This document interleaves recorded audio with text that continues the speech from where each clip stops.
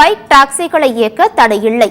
ஆனால் காப்பீடின்றி இயக்கப்படும் பைக் டாக்ஸிகளுக்கு அபராதம் விதிக்கப்படும் என்று போக்குவரத்து துறை அமைச்சர் சிவசங்கர் தெரிவித்துள்ளார்.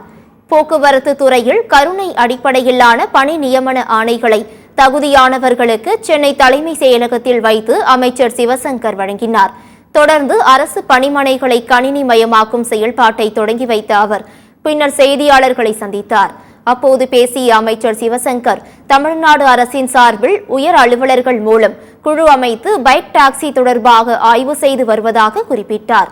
பாதுகாப்பு கருதி பைக் டாக்ஸியை முழுமையாக தணிக்கை செய்ய அறிவுறுத்தி உள்ளதாகவும் காப்பீடு இல்லாத வாகனங்களுக்கு அபராதம் விதிக்கப்படும் எனவும் அவர் தெரிவித்தார். பேருந்து கட்டணம் உயர்த்தப்படாததே போக்குவரத்து துறையில் ஏற்பட்டுள்ள இழப்புக்கு முக்கிய காரணம் என்றும் அமைச்சர் சிவசங்கர் விளக்கம் அளித்தார்.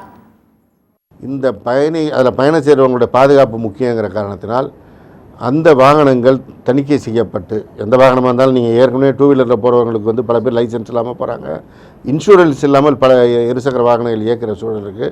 அதெல்லாம் காவல்துறை ஆய்வு செய்து கொண்டிருப்பதை நீங்கள் அறிவீர்கள். அதுபோன்று முழுமையாக ஆய்வு செய்கின்ற பணியில் இயங்குவோம் என்று தான் போக்குவரத்து ஆணையர் அறிவித்திருக்கின்றார்.